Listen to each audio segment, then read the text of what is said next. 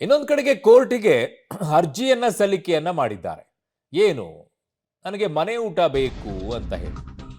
ರೇಣುಕಾಸ್ವಾಮಿ ಕೊಲೆ ಕೇಸ್ನಲ್ಲಿ ದರ್ಶನ್ ಲಾಕ್ ಆಗಿರೋದು, ಕಂಬಿ ಹಿಂದೆ ಇರುವಂತ ದರ್ಶನ್ಗೆ ಜೈಲೂಟ ಒಗ್ತಾ ಇಲ್ವಂತೆ. ಮನೆ ಊಟ, ಹಾಸಿಗೆ, ಪುಸ್ತಕಕ್ಕೆ ದರ್ಶನ್ ಬೇಡಿಕೆಯನ್ನ ಇಡ್ತಾ ಇದ್ದಾರೆ ಅಂತೇಳಿ ಹೈಕೋರ್ಟ್ನಲ್ಲಿಂದು ದರ್ಶನ್ ರಿಟ್ ಅರ್ಜಿ ವಿಚಾರಣೆ ನಡೆಯಲಿದೆ. ಮಧ್ಯಾಹ್ನ 2:30ಕ್ಕೆ ಹೈಕೋರ್ಟ್ನಲ್ಲಿ ವಿಚಾರಣೆ ನಡೆಯಲಿದೆ. ಈಗಾಗಲೇ ದರ್ಶನ್ ಮನೆ ಊಟಕ್ಕೆ ಎಸ್ಪಿಪಿ ಆಕ್ಷೇಪವನ್ನ ಎತ್ತಿದ್ದಾರೆ, ಸ್ಪೆಷಲ್ ಪಬ್ಲಿಕ್ ಪ್ರಾಸಿಕ್ಯೂಟರ್. ಸೊ ಜೈಲೂಟವೇ ಈಗ ಗಟ್ಟಿಯಾಗತ್ತಾ ಏನು ಅನ್ನುವಂಥದ್ದನ್ನ ನೋಡಬೇಕಾಗಿದೆ. ಸೊ ಹಲವು ಕಾರಣಗಳನ್ನ ಕೊಡ್ತಾ ಇದ್ರೆ, ಒಂದು ಮನೆ ಊಟ ಬೇಕು, ಇನ್ನೊಂದು ಕಡೆಗೆ ಹಾಸಿಗೆ ಮತ್ತು ಪುಸ್ತಕ ಬೇಕು ಅಂತ ಈಗ ಬೇಡಿಕೆಯನ್ನ ಕೋರ್ಟ್ ಮುಂದೆ ಇಟ್ಟಿದ್ದಾರೆ. 2:30ಕ್ಕೆ ಇವತ್ತು ಹೈಕೋರ್ಟ್ನಲ್ಲಿ ವಿಚಾರಣೆ ನಡೆಯುತ್ತೆ.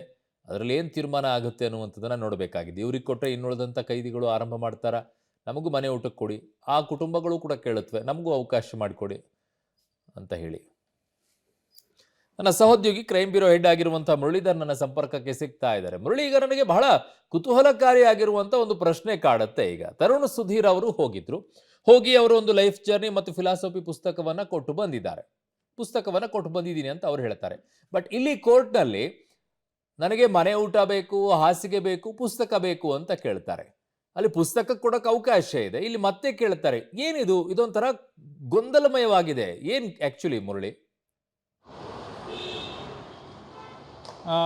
ಅರುಣ್, ಏನಂದರೆ ಪುಸ್ತಕದ ವಿಚಾರಕ್ಕೆ ಯಾವುದೇ ರೀತಿಯ ತೊಂದರೆಗಳಿಲ್ಲ. ಯಾಕೆಂದರೆ ಜೈಲಿನಲ್ಲೇ ಈಗಾಗಲೇ ಗ್ರಂಥಾಲಯ ಇದೆ. ಗ್ರಂಥಾಲಯದಲ್ಲಿ ಅವರು ಪುಸ್ತಕಗಳನ್ನು, ಅವ್ರಿಗೆ ಇಷ್ಟವಾದ ಪುಸ್ತಕಗಳನ್ನು ಪಡೆದುಕೊಂಡು ಅದನ್ನು ಓದಲಿಕ್ಕೂ ಕೂಡ ಅವಕಾಶಗಳಿರೋಂಥದ್ದು. ಆದರೆ ಅವರ ಪ್ರಮುಖವಾದ ಬೇಡಿಕೆ ಇರೋಂಥದ್ದು ಹಾಸಿಗೆ ಮತ್ತು ದಿಂಬನ್ನು ಪಡೆದುಕೊಳ್ಳುವಂಥದ್ದು, ಜೊತೆಗೆ ಮನೆ ಊಟವನ್ನು ಪಡ್ಕೊಳ್ಳುವಂಥ ಅವಕಾಶವನ್ನು ಕೇಳಿಕೊಂಡು ಈಗ ಹೈಕೋರ್ಟ್ಗೆ ಅರ್ಜಿಯನ್ನು ಸಲ್ಲಿಕೆಯನ್ನು ಮಾಡಿದ್ದಾರೆ. ಅಂದರೆ ಇವತ್ತು ಅರ್ಜಿ ವಿಚಾರಣೆ 2:30ಕ್ಕೆ ಬರ್ತಾ ಇದೆ. ಜೊತೆಗೆ ಈಗಾಗಲೇ ಹೈಕೋರ್ಟ್ಗೆ SPP ಪ್ರಸನ್ನಕುಮಾರ್ ಅವರು ಒಂದು ಆಕ್ಷೇಪಣೆಯನ್ನು ಕೂಡ ಸಲ್ಲಿಕೆಯನ್ನು ಮಾಡಿದ್ದಾರೆ. ಜೊತೆಗೆ ಅವರಿಗೆ ಮನೆಯ ಊಟವನ್ನು ಕೊಡಬೇಕು ಅನ್ನೋ ಅವಶ್ಯಕತೆ ಏನಿಲ್ಲ, ಯಾಕೆಂದರೆ ಅವ್ರಿಗೆ ಯಾವುದೇ ರೀತಿಯ ಆರೋಗ್ಯದ ಸಮಸ್ಯೆಗಳಿಲ್ಲ. ಜೊತೆಗೆ ಈ ಹಿಂದೆ ಕೂಡ ಅವರು ಆರೋಗ್ಯದ ಸಮಸ್ಯೆಗಳಿಂದ ಬಳಲಿದ್ದಾರೆ ಅನ್ನೋದ್ರ ಬಗ್ಗೆ ಯಾವುದೇ ರೀತಿಯ ರಿಪೋರ್ಟ್ಗಳು ಕೂಡ ಇಲ್ಲ. ಇದನ್ನು ಸುಳ್ಳನ್ನು ಹೇಳಿ ಈ ರೀತಿಯ ಸೌಲಭ್ಯಗಳನ್ನು ಪಡ್ಕೊಳ್ಳೋ ಒಂದಷ್ಟು ಪ್ರಯತ್ನಗಳನ್ನು ಮಾಡ್ತಾ ಇದ್ದಾರೆ. ಜೊತೆಗೆ ಇನ್ನೊಂದು ಪ್ರಮುಖವಾದ ವಿಚಾರ, ಜೈಲಿನಲ್ಲಿ ಒದಗಿಸುವಂತ ಹಾಸಿಗೆ ಮತ್ತು ದಿಂಬು ಏನಿದೆ ಅದನ್ನೆಲ್ಲ ಈಗಾಗಲೇ ಪ್ರೊವೈಡ್ ಅನ್ನ ಮಾಡಿದ್ದಾರೆ. ಜೊತೆಗೆ ಅದರಿಂದ ಏನಾದರೂ ಲೋಪದೋಷಗಳಿದ್ರೆ ಅಲ್ಲಿಯ ಜೈಲಾಧಿಕಾರಿಗಳಿಗೆ ತಿಳಿಸಿ ಅದನ್ನ ಪಡೆದುಕೊಳ್ಳುವಂತ ಅವಶ್ಯಕತೆಗಳಿದಾವೆ. ಜೊತೆಗೆ ಅನಿವಾರ್ಯತೆಗಳು ಏನಾದರೂ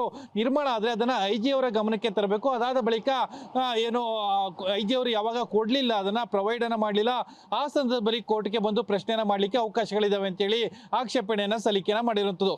ಈ ಎರಡೂ ಕೂಡ ವಾದ ಮತ್ತು ಪ್ರತಿವಾದ ಎರಡೂ ಕೂಡ ನಡೆಯುವಂಥದ್ದು. ಇವತ್ತು ವಾದ ಪ್ರತಿವಾದ ನಡೆದ ಬಳಿಕ ಹೈಕೋರ್ಟ್ ಯಾವ ರೀತಿ ತೀರ್ಮಾನಕ್ಕೆ ಬರುತ್ತೆ ದರ್ಶನ್ ಅವರ ಊಟದ ವಿಚಾರ ಮತ್ತು ಹಾಸಿಗೆ ದಿಂಬಿನ ವಿಚಾರಕ್ಕೆ ಅನ್ನೋದ್ರ ಬಗ್ಗೆ ಕೂಡ ಸಾಕಷ್ಟು ಕುತೂಹಲ ಇರುತ್ತದೆ. ಇನ್ನೇನು ಕೆಲವೇ ಕ್ಷಣಗಳಲ್ಲಿ ಅರ್ಜಿ ವಿಚಾರಣೆ ಕೂಡ ಪ್ರಾರಂಭ ಆಗ್ತದೆ. ಪ್ರಾರಂಭವಾದ ಬಳಿಕ ನಿಬಂಧನೆಗಳೇನಿದಾವೆ ಅಂದ್ರೆ ಜೈಲಿನ ಮ್ಯಾನ್ಯುವಲ್ನ ಪ್ರಕಾರ ಯಾವ್ಯಾವ ಅವಕಾಶಗಳನ್ನ ಕೊಡಬೇಕು ಏನು ಅನ್ನೋದ್ರ ಬಗ್ಗೆ ಕೂಡ ಈಗಾಗಲೇ ಉಲ್ಲೇಖವನ್ನ ಮಾಡಿರ್ತಾರೆ. ಅದ್ರ ಬಗ್ಗೆ ಒಂದಷ್ಟು ಎಕ್ಸ್ಪ್ಲನೇಷನ್ ಅನ್ನ ಈಗಾಗಲೇ ಹೈಕೋರ್ಟ್ ಕೇಳಿರುವಂಥದ್ದು. ಹೈಕೋರ್ಟ್ ಕೇಳಿದ ಬಳಿಕ ಅದಕ್ಕೆ ಉತ್ತರವನ್ನ ಪ್ರತ್ಯುತ್ತರವನ್ನ ಏನ್ ಕೊಡುತ್ತೆ ಅನ್ನೋದ್ರ ಬಗ್ಗೆ ಕೂಡ ಕುತೂಹಲ ಇರುವಂಥದ್ದು. ಅರುಣ್, ಸೊ ಈಗ ಜೈಲು ಊಟವೇ ಗಟ್ಟಿ ಆಗತ್ತಾ, ಇಲ್ಲ ಮನೆ ಊಟಕ್ಕೆ ಅವಕಾಶವನ್ನ ಮಾಡಿಕೊಡ್ತಾರಾ?